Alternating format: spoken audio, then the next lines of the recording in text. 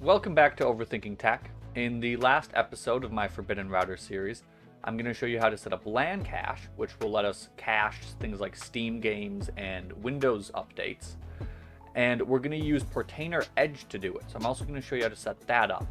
And we're going to be doing this inside of the same Proxmox virtual machine running PiHole that I set up last time. So if you haven't watched the last video to get that set up, go ahead and do that. If you have, the very first thing we need to do is actually make a change to PiHole. Now, by default, PiHole is going to respond on port 80, but we have to make sure port 80, as well as port 53 and port 443 are all available to this system. So we have to move PiHole so that it doesn't use port 80. To do this, there are two files that we need to change. The first file we're going to change is this lighttpd.conf file. Now, you can't only change this file. If you only change this file, then anytime PiHole updates, you aren't going to have PiHole stay at the port you assign to it. It'll move because it overwrites this file. But I am going to change this file right now so that PiHole will move to a different port without me needing to update or reinstall it. We're going to do that by setting server port to equal whatever port value we want. In this case, I'm going to do 8080. And then if we look at the line right above it, it tells us that we should also change the etc lighttpd external file. And for that file, we're going to want to add this server.port : equals whatever our port number is. So we're going to save this file, Control O and then Control X to leave it if you're using Nano.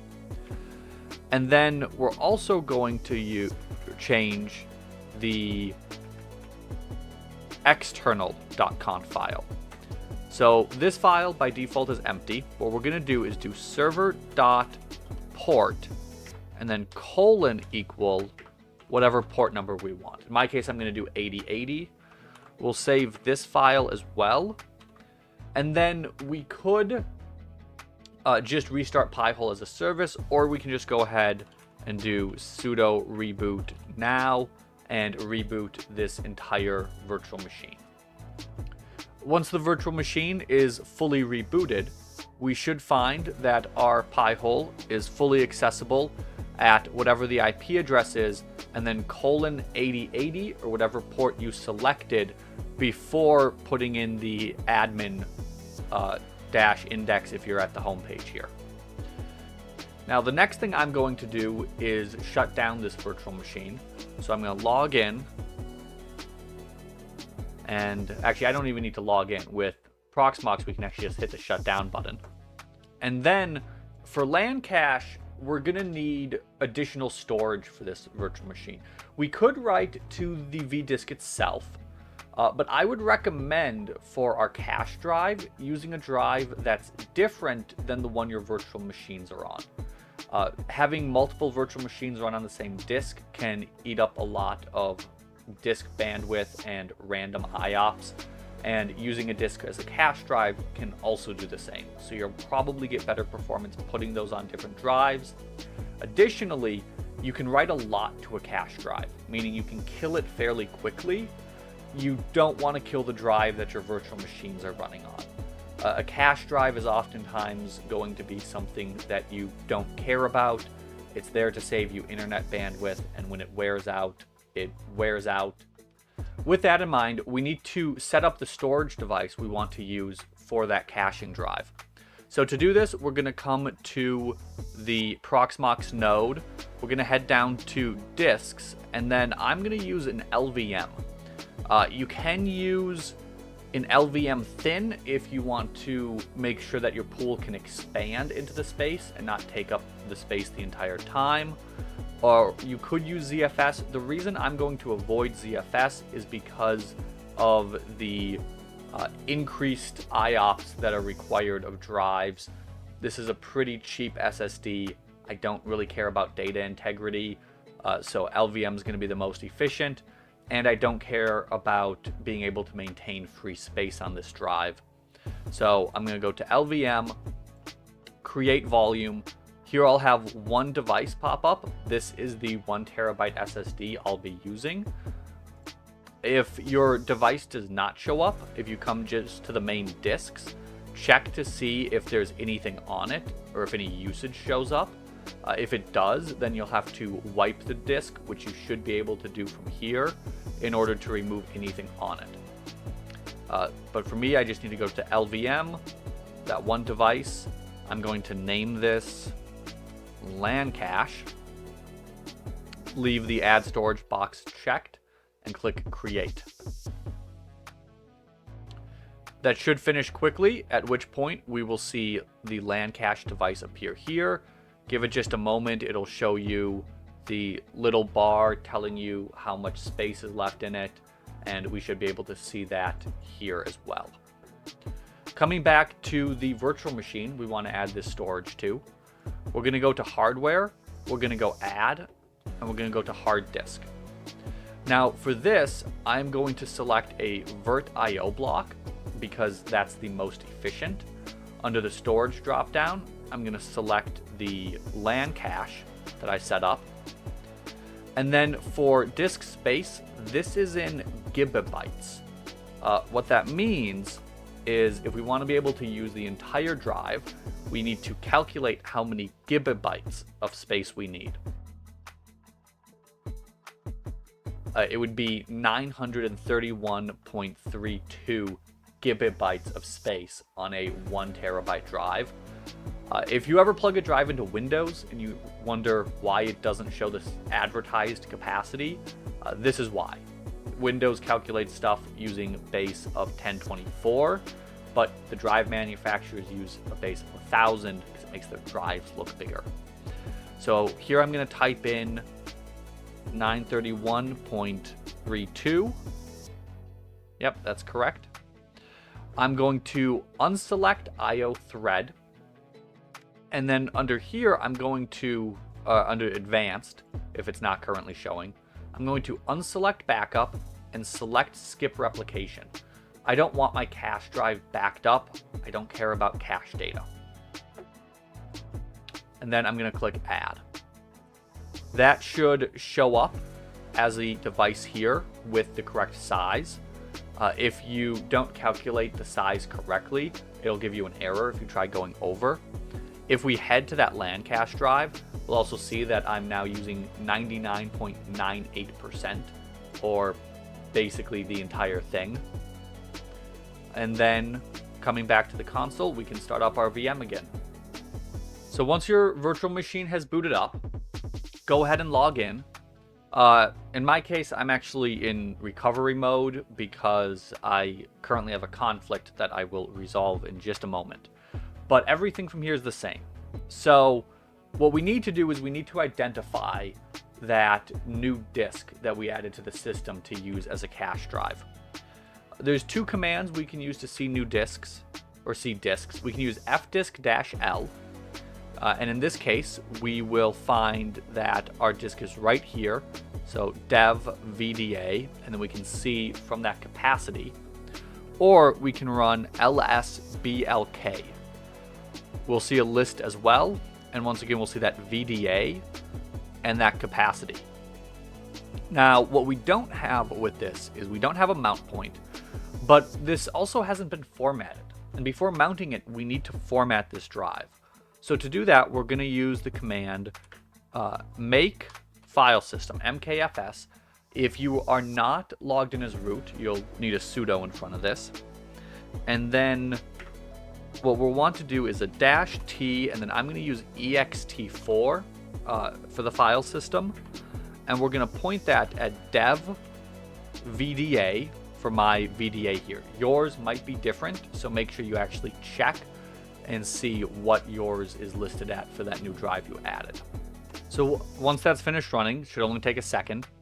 Then we can run, well, if we run the same command again, we'll see that we get an error message because that device now contains an ext4 file system.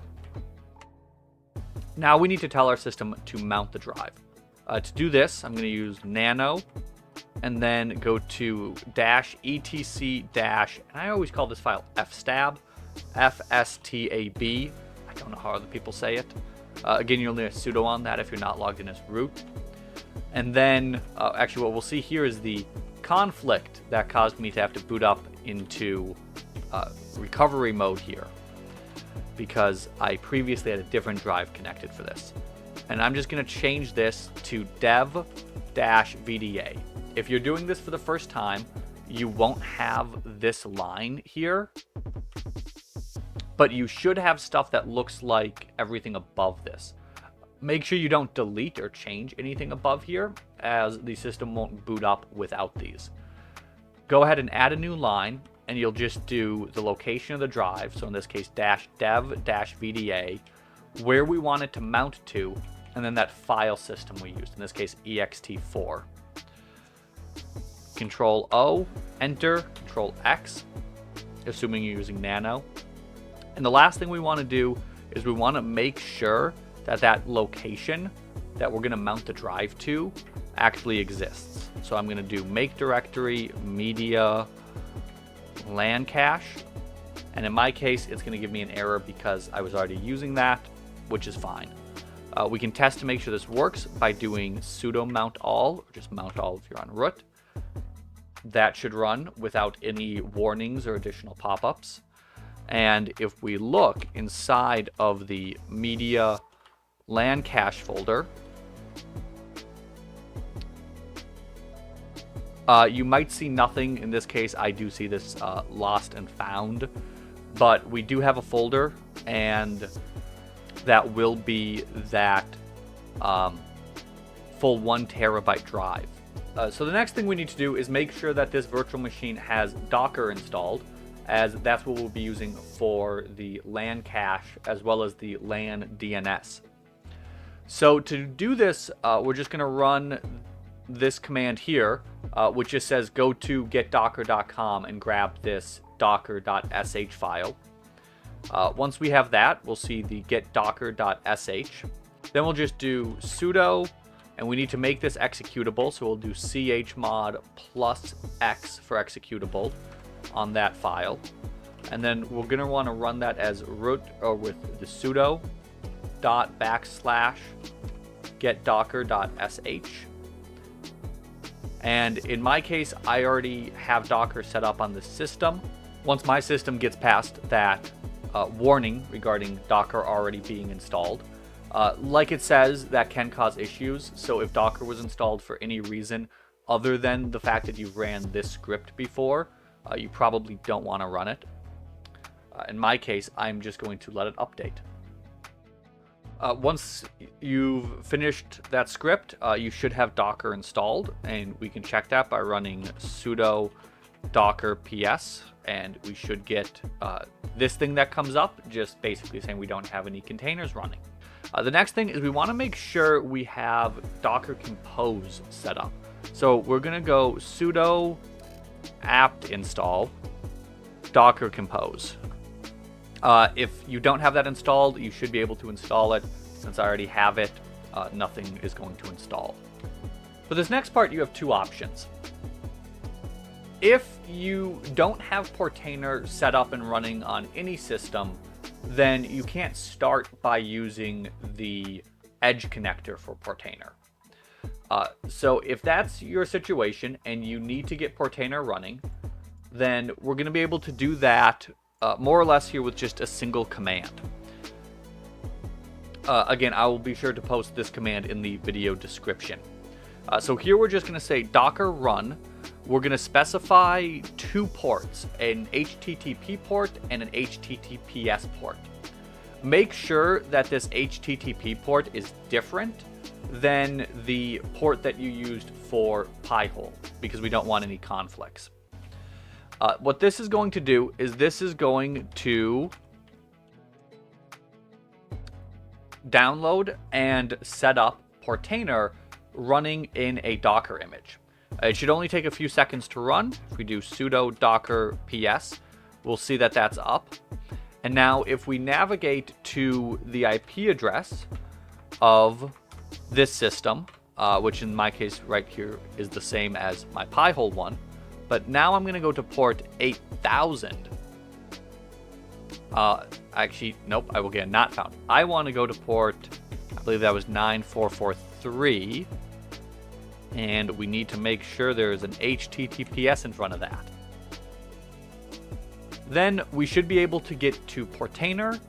From here, first time setup is pretty simple. We will enter a password.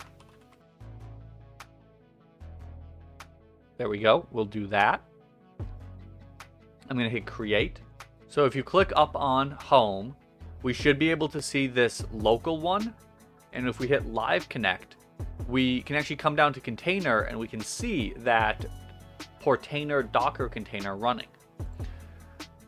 From here, you'll go to custom templates, and this is where we'll work on the custom templates for LanCache and LanDNS. But let's say instead you already have Portainer set up and running on a different machine, and you just want to be able to control this new Docker environment. Well, for that, we can come to our existing Portainer instance, and under environment, we can select add environment. And then we can select from a number of different options. For this setup, I'm just going to select Docker standalone, start wizard, and then all we need to do is grab this Docker command here. I am going to come into a terminal that I can copy and paste into. I'm going to make a new file.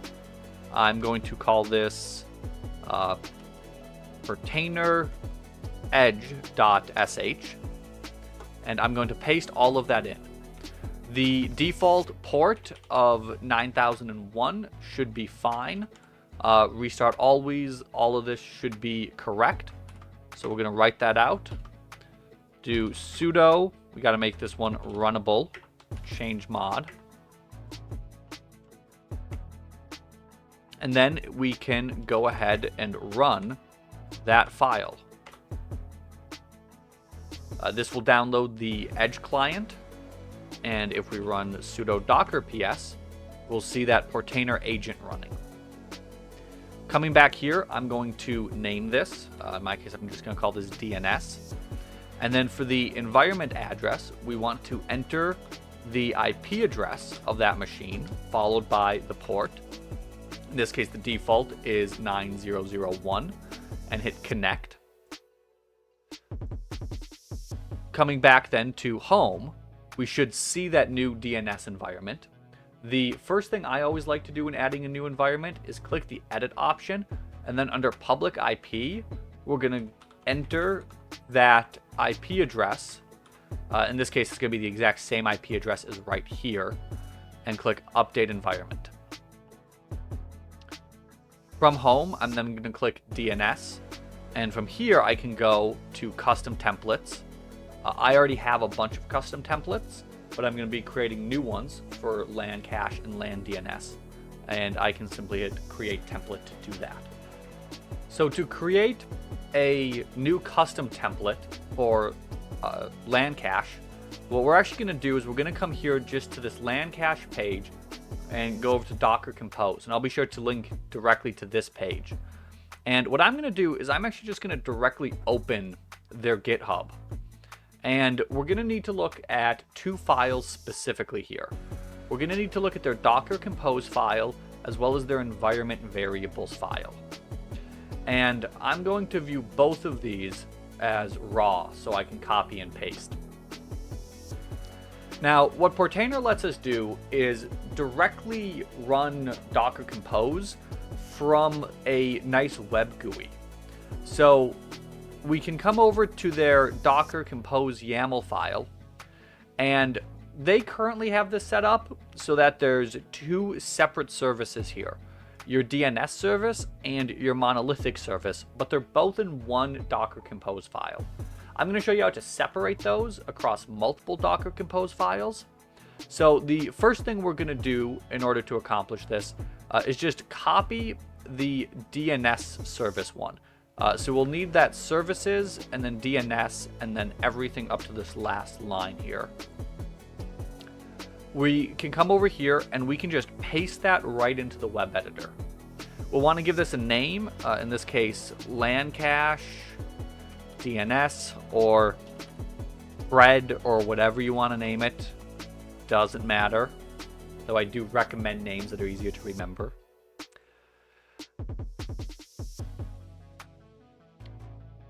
And then one thing we have here is we have this restart policy, and we can see a little red X next to that.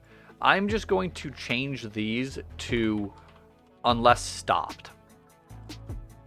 So that will continuously try to restart until you stop it, or until it stops for some reason.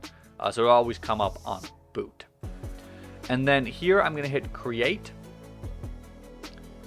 And then we're going to want to deploy this. And when we do that, we're going to get a failed warning because this variable is not set. So what we're going to do is we're going to come over to stack and we're going to hit add stack and we're going to hit use a custom template and we're going to come down to that LanCache-DNS template.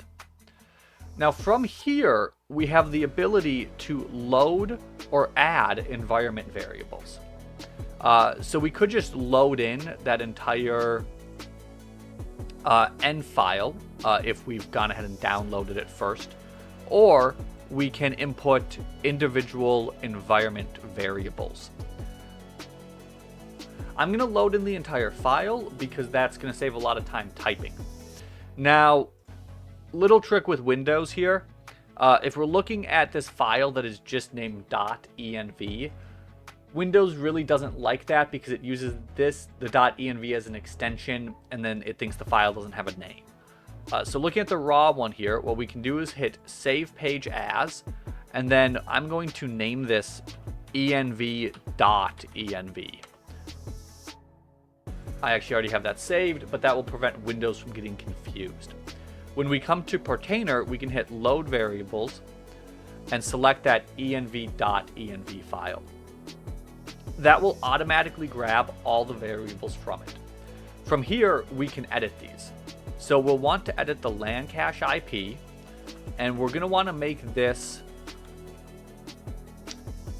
the IP address of this virtual machine we're installing stuff onto. So the same IP address I had for PiHole earlier as well. For the upstream DNS, I am actually going to point the upstream DNS at my router.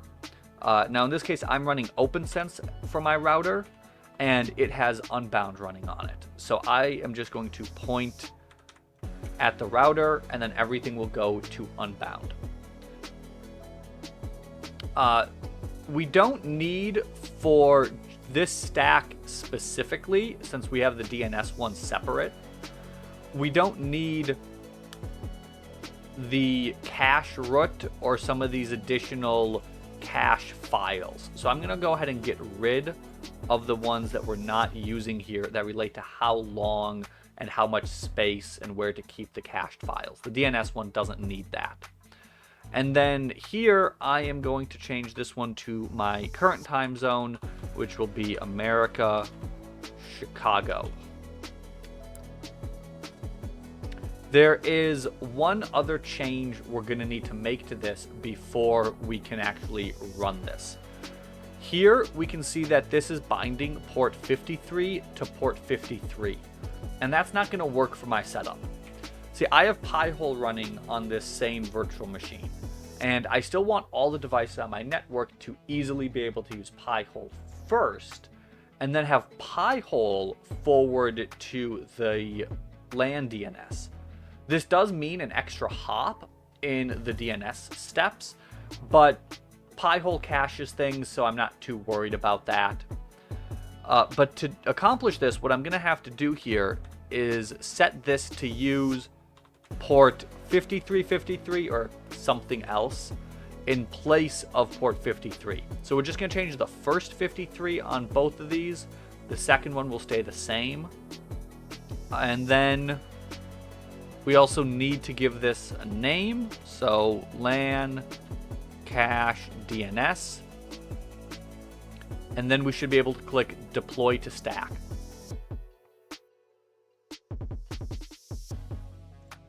Oh, instead of one more change based on that error message I just got, instead of saying nfile:\env, we can actually just delete that. This will just add the end files directly. We should be able to hit deploy to stack. We should get a success message then. And if we come to containers, we'll see that LanCache-DNS. And we'll see that one published port, which should be 5353:53, if that worked correctly. Clicking on this, we can see information like how long it's been running for, and what time it was started and created. One thing to watch out for, sometimes if you tell these to always restart, but something isn't working correctly, you'll get green lights. Everything will show as successful. It'll say as running for a few seconds.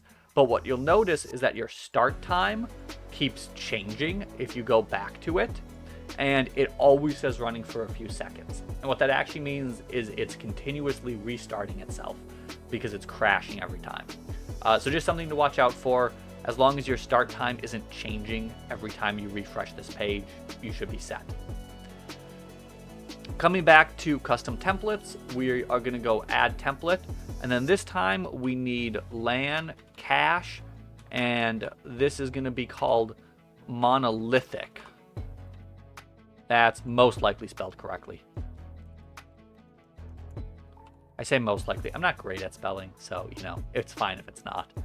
For this one, we'll come here. We still need this service line as well as all of this monolithic stuff. So I'm actually just going to copy all of that directly in here and then delete everything we don't need. So all the stuff that's commented out as well as the DNS stuff, we can delete. Oh, need that colon. So we should have services and then monolithic. For the moment, I'm just going to leave all of this as is and come down here and hit create custom template. Once again, we'll come to stacks. We'll do add stack from custom template.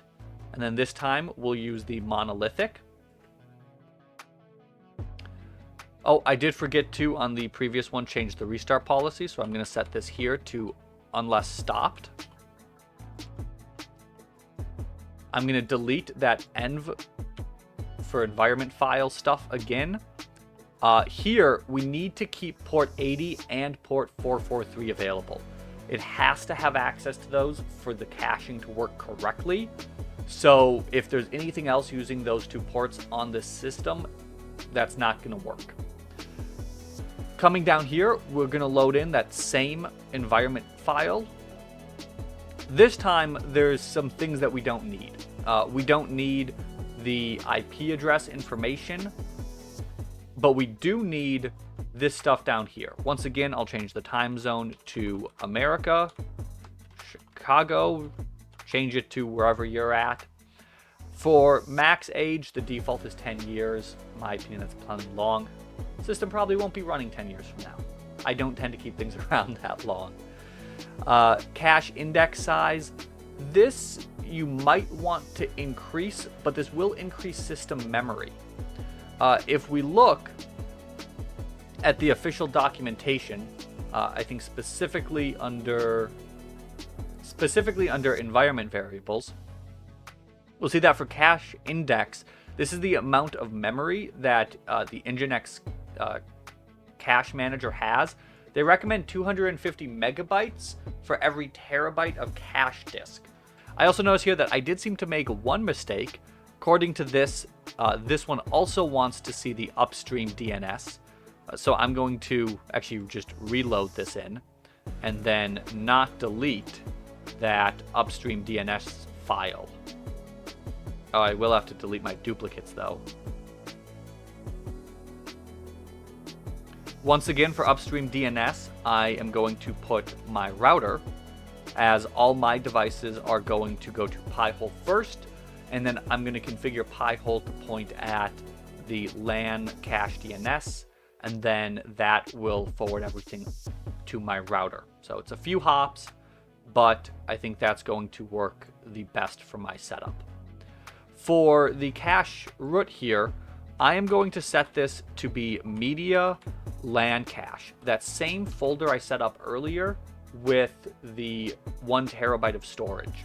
For cache disk size, I am going to set this at 900,000 megabytes, which is about 900 gigabytes. For cache index, based on the recommendation of 250 megabytes per terabyte of disk space, I'm going to use exactly that, 250 megabytes. I don't have a ton of extra memory necessarily, so I want to keep that as small as possible, and that should be a good value. Giving this a name, in this case I will call this LanCache-Monolithic, we should be able to click deploy. We should get a success, and if we come to containers, once again, we'll just want to check to make sure that start time isn't continuously increasing. If it's not, we should be good to go. Now, if we grab a terminal and look at the system here, the most notable thing immediately is if we look at that media LanCache folder, we should see a cache folder that was created in here. And this will start filling up. Currently our cache is empty as things use this. But in order to get stuff to use this system, they need to know where it is. Now the way this gets handled is with DNS.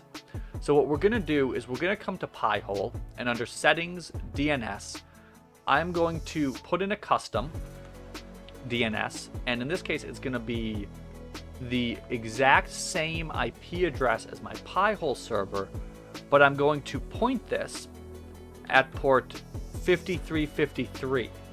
Because if you recall, that's that port that this LanCache-DNS is listening on, 5353. I'm going to remove Cloudflare from this, hit save, and now when systems start downloading things, we'll start seeing that cache fill up. Or we should, assuming they're using our PiHole for DNS. I'm going to fire up Steam. Once that is downloading, we should see files start to appear in that cache folder, which means the system is using that cache and filling it as this is downloading Fallout 4. We can also use a command like df, and I'm going to do this as -ht, and then I'm going to specifically look at that LanCache folder, and we should be able to see here that our used is up to 5.6 gigabytes used. And as the game downloads, that should just continue to increase. So actually we can just run a watch on this guy, and that'll keep going up because these files are being saved into our cache as they're also being downloaded to our system. Now this can present itself as a bottleneck depending on how fast your cache system is. In my case, I only have 300 megabit internet down, so this is like the full speed of my internet down connection being used, and it's just filling up both as it goes. So what's the purpose of LanCache if it doesn't increase our download speeds on this first pass? Well, if you have multiple clients on your network, then it could increase your download speeds by allowing multiple people to download at the full speed at the same time. But if we look here, and I'm actually going to go ahead and uninstall this, now kind of a waste. I'm going to go and reinstall it. And now what we should see are much, much faster download speeds. There it goes. That took it a second. Now, in my case, I should actually be able to beat 1 gig speeds here. So if you're going to install a game on multiple PCs, you can get substantially better speeds.